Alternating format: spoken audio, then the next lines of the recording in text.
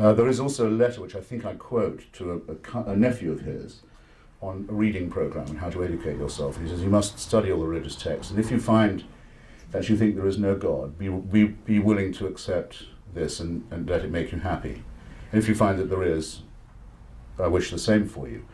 Which means that he thought it himself.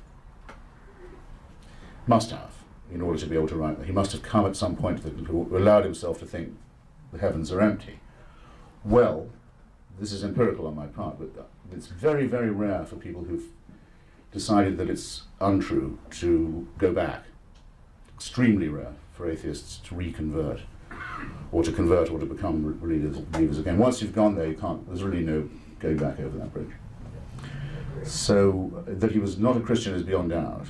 That he was absolutely against any state sponsorship of any religion of any kind is certain, and that he died without any hope of outliving his body, I think is reasonably sure, yeah.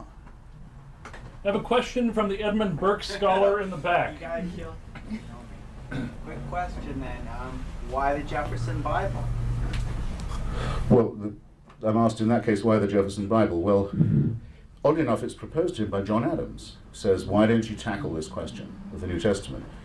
And so Jefferson takes the view that, as does Thomas Paine, that Jesus Christ, the Nazarene, assuming he ever existed, was at least an exemplary human being, whose precepts were, as far as they can be understood, admirable ones. He cuts out anything that's inconsistent with that. Well, you can be an atheist and believe that. In fact, I know a number of Muslim atheists whose initial way out from the poison of Islam was to notice what a horrible figure Muhammad is, even as adumbrated in the Quran and in the teachings. Constantly interested in getting married to younger and younger girls, the latest one being 9. Always laying down the law on how much spoil and plunder you could take. Very acquisitive, very greedy, very ambitious. Unattractive. Many Muslims think, well, why is this guy the messenger of God? Some of them get out by means of Christianity. They say, well, this Nazarene fellow, who's also mentioned in the Quran, doesn't seem to have wanted anything for himself. Doesn't appear to have been greedy, or acquisitive, or a sexsmith. Now, all of this is totally meaningless to me, I should say. I don't believe a word of any of these texts. But if you're looking for a handhold, and you're not quite ready to let go of faith, but you're willing to let go of dogma, that's one way it can be done. And so the belief that Jesus of Nazareth was not necessarily all that bad a guy, it was consistent with believing that he wasn't the Son of God, which of course he was not, because there is no God to have a son, and you know all that. And virgins don't conceive or give birth, and any more than statues weep or bleed. And that was basically Jefferson's position. The Edmund Burke Scholar has a follow-up. Go ahead, John, fast, quick. But even that, by the way, even that he wouldn't allow to be published in his own lifetime. Which gives you an idea of how political he was. He was extremely political, very calculating. So this is what I think, but I'm sure not going to let everyone know it's what I think.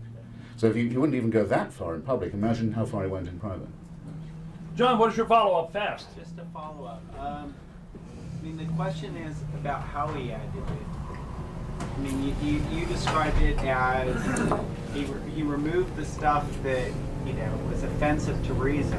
So is what remains sort of available to reason, that reason can assent to? Is he set up as, sort of spirituality that doesn't require revelation?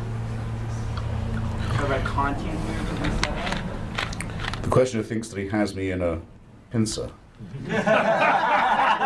and to some extent he does. I mean, he would if I was Thomas Jefferson, because Jefferson is indeed trying to have it both ways. He's saying, look, there is ethics in this, there is morality, but it's also overlaid by superstition and myth, and so forth. One wants to kind of cleanse it from that, which is what Protestants have always tried to do with Christianity.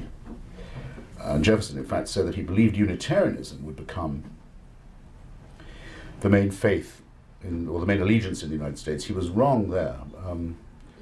But something like Unitarian belief, I think, is now very, very widespread, as is Reform Judaism. A sort of non-religious, ethical spirituality is very, very widespread, far too much so for my and taste. But I don't think this circle can be squared, if that's your question to me, because much of the advice given in the Bible is flat out immoral or amoral.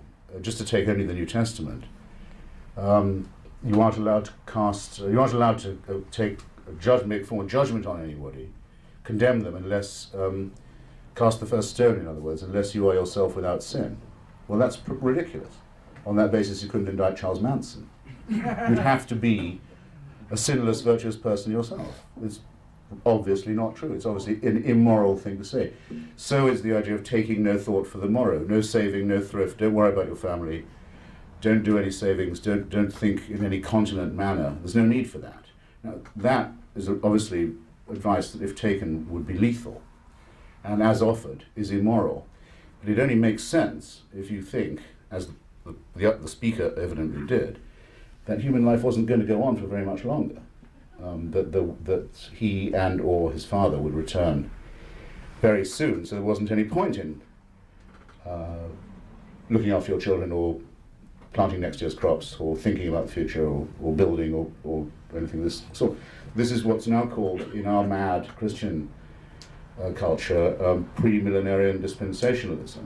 There's no point in caring about the forests or the oceans or the atmosphere because it isn't going to matter for very long. I regard that as an obviously self-evidently evil doctrine, on all fours with jihadism. It doesn't deserve to be protected by the definition of it being a Christian thought. That only makes it worse.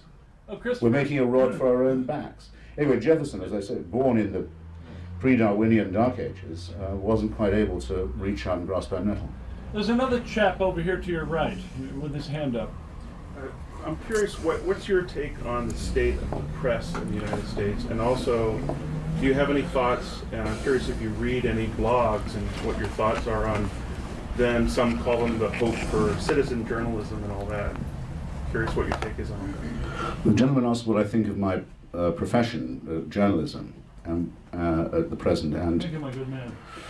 And whether I think that the blogging, the rise of the blogger, is that of the citizen journalist. Was that a fair summary? Well, I became a journalist because I didn't want to have to rely on the press for information. And I'm very sorry for people who do think that that's what they're getting when they buy the New York Times in the morning. I only read it to make sure that what everyone else thinks is going on. Because it's useful to know what people think is the news. And none of my sources are from the press. And I don't watch the television at all. And yes, from bloggers and their allies, I get most of what I think I need to know. And I'm very happy at the possibility, well, the evident likelihood now, of the decline of the networks and of the flagship newspapers, which seem to me to be just engines of reassurance and consensus and bad writing, poor English. Let them all die, I don't give a damn.